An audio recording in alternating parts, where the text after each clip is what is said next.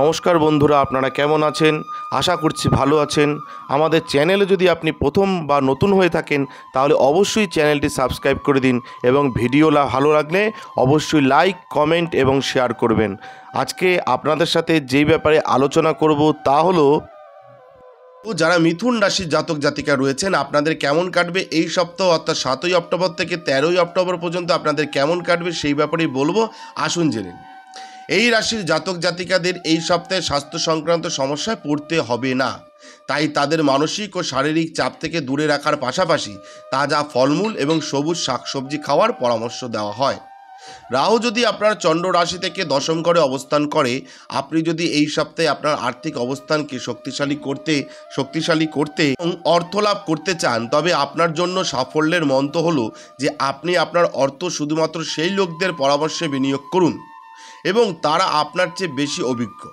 তবে আপনি আপনার অর্থ রক্ষা করে মুনাফা অর্জন করতে সক্ষম হবেন।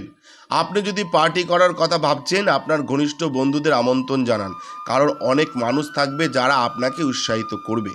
এছাড়াও এই সপ্তাহে আপনি বিশেষ কিছু না করে সহজেই আপনার পরিবারের সদস্যদের দৃষ্টি আকর্ষণ করতে সক্ষম হবেন।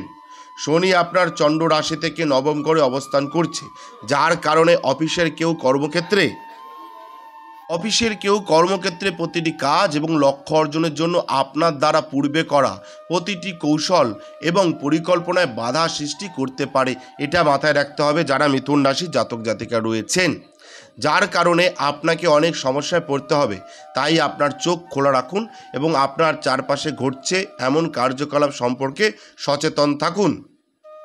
এই সময় সেই ছাত্রদের তাদের কঠোর পরিশ্রমের উপর আরও বেশি মনোযোগ দিতে হবে যারা জীবনের লক্ষ্য সম্পর্কে সম্পূর্ণরূপে নিশ্চিত, কারণ এই সময়ে আপনার অহংকারকে আপনার উপর প্রাধান্য না দিতে আপনাকে সবচেয়ে বেশি সংগ্রাম করতে হবে। এছাড়াও আপনি আপনার ক্লাসে আরও ভালো করে আপনার পিতামাতা এবং শিক্ষকদের কাছ থেকে প্রশংসা পেতে সক্ষম হবেন যারা মিথুন রাশির জাতক জাতিকা রয়েছেন। আপনাদের বলে দিলাম এই সপ্তাহটা আপনাদের কেমন কাটতে চলেছে। মাথায় রাখতে হবে যে আপনি কিন্তু এই সময়ে যে আপনার আর্থিক অবস্থান সেটাকে শক্তিশালী করতে এবং অর্থ লাভ করতে যদি চান, তাহলে তার জন্য সাফল্যের মন্ত্র হলো আপনি শুধুমাত্র সেই লোকদের পরামর্শে বিনিয়োগ করুন যারা আপনার থেকে বেশি অভিজ্ঞ। এটা মাথায় রাখতে হবে। আপনাদের ব্যক্তিগত কোনো সমস্যা থাকলে অবশ্যই ফোন নাম্বারে যোগাযোগ করতে পারেন। নমস্কার, ভালো থাকবেন। জয় শিব শম্ভু, হর হর মহাদেব, ওম নমঃ শিবায়, জয় হরগরি, জয় সিদ্ধিদাত্রীর জয়, জয় কৃপাময়ী, দয়াময়ী, করুণাময়ী তারা মায়ের জয়। ভালো থাকবেন। আমাদের ভিডিও আপনাদের কেমন লাগছে? আশা করছি ভালো লাগছে। তাহলে অবশ্যই লাইক করুন, কমেন্ট করুন এবং শেয়ার করুন এবং চ্যানেলটি অবশ্যই সাবস্ক্রাইব করে দিন। ভালো থাকবেন, সুস্থ থাকবেন, ধন্যবাদ। এবং সকলে অবশ্যই কমেন্টে লিখবেন জয় শিব শম্ভু, হর হর মহাদেব, ওম নমঃ শিবায়।